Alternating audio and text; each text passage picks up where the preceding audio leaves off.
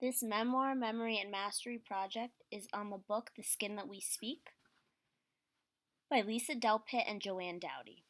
The Skin That We Speak gives readers great thoughts on language and culture used in the classroom. Lisa Delpit and Joanne Dowdy open up into the reader's mind to talk about the importance of language in the classroom and how it relates to our identity and culture. The book focuses in on Standard English and Black English or Ebonics and how teachers tend to steer students away from their own dialects. More specifically, it looks into the minds of different cultures and how big of a role language plays in each story throughout the book. The three main topics consisted of number 1, language and identity, number 2, language in the classroom, and number 3, teacher knowledge.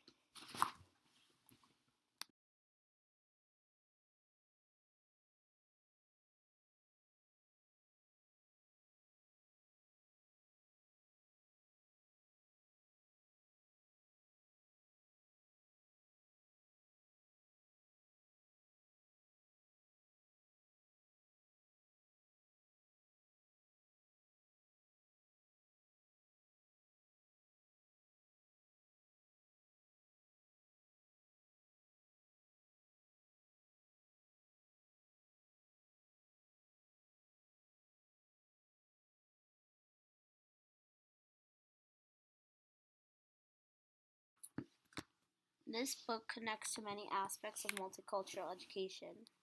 Delpit says that our skin is the surface of each individual's contact with the world, a means to negotiate our interaction, how we perceive our surroundings, and how others perceive us.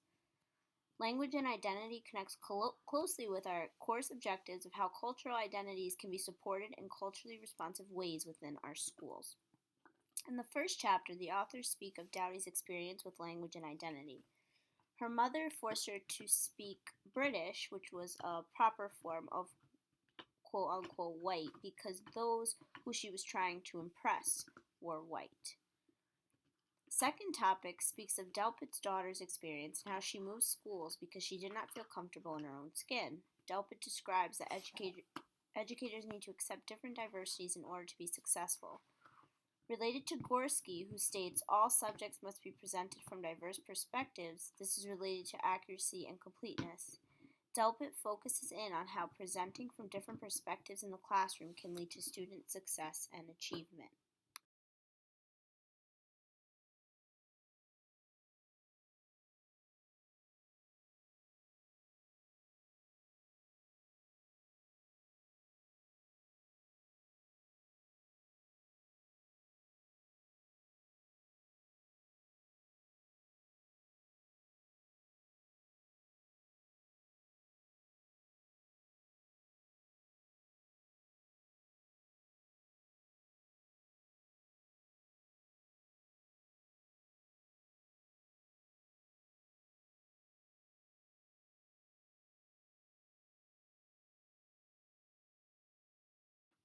How does language reflect our cultural identity, power, and privilege? Language is our cultural identity, power, and privilege all in one. It is how we use our language to relay our culture and themes. When using language, one might judge how intellectually capable a person might be. Influences on language and learning for African Americans is problematic. When relating language to one's power or privilege, others might look down upon one who does not use the standard English. Language reveals the person, who they are, and what country they are from, according to Dowdy and Delpit. People have their own way of speaking or saying things. When we look at power and privilege, an upper class adult might treat a lower class adult differently because of the way they speak. This forms the power and privilege movement, in where one is quickly judged by their dialect.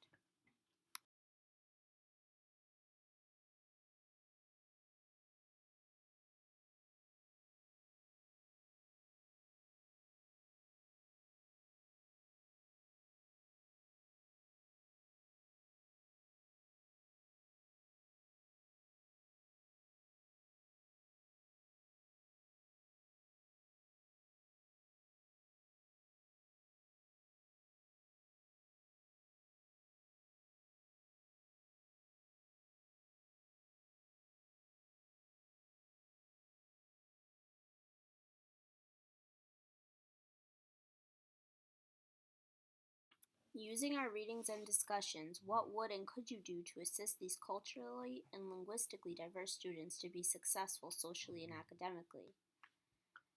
In my opinion, in my school setting, multicultural education is being introduced in our new K-2 curriculum. We have incorporated Lee and Low Publishing, which gives us books about different cultures: Indian, Jewish, Puerto Rican, African American, and different parts of the United States. We have also incorporated all of the different holidays into our school year. Our school district did exactly what Delpit talked about in the article given. It is critical to look for who and what are not presented. By looking at all of the cultures that were not included in the curriculum, we were able to access different books and lessons through Lee and Low Publishing. A survey went around that asked teachers to write down any nationalities that they thought were left out from the curriculum. This year, they have been incorporated using comprehension skills and play-based activities in the classroom. For example, we are celebrating Diwali, reading to students about the Indian culture, and having a parent come in and create henna for the boys and girls. This is an experience that brings the full effect of a culturally responsive classroom.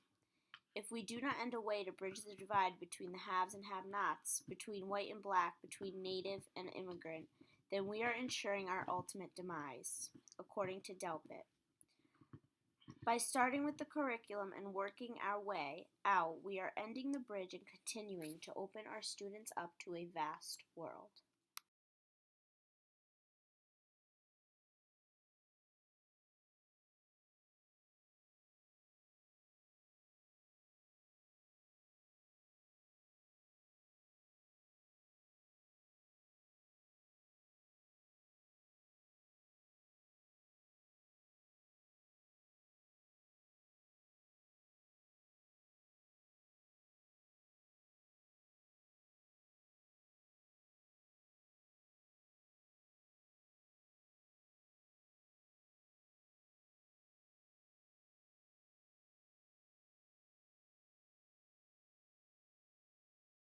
The Skin That We Speak has recurring issues and themes throughout the book.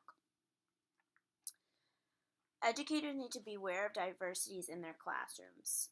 That is the theme and the issue that is going on throughout the whole story. It shows the issues of times when teachers are not aware of their students' cultures and how this ruins one's self-esteem, as it did with Delpit's daughter Maya. Culturally responsive teaching is a pedagogy that recognizes different thinking processes of groups and individuals. This relates to the book because it talks about culturally responsive teaching and the ways that we can incorporate new strategies and new ways of building that climate within our classrooms. The theme of acceptance shows that teachers can use these dialects to their advantage. Teachers should modify their lessons to fit the dialects of all students so that they can draw connections and learn from one another.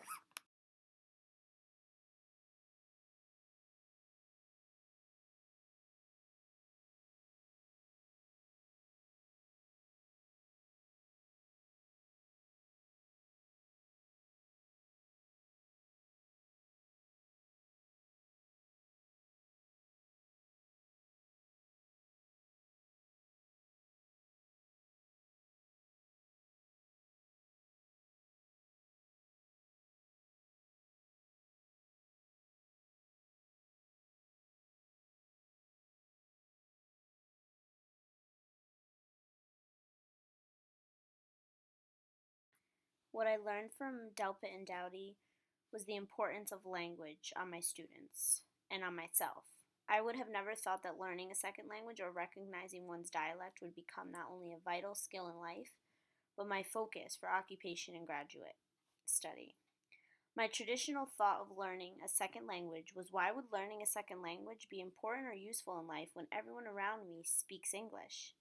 I did not understand that a dialect is so vast that it could almost be considered a second language. I had no comprehension of the entire world and how important languages could be for communication and culture.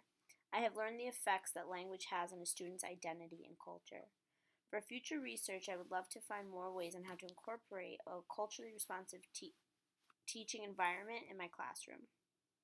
Using new protocols is one thing I would love to research and find more about so that I can implement them. I would also like to research more about Ebonics to determine new meanings for my students. I think further research needs to be implemented on how we can keep teachers thinking of stereotypes outside of the classroom.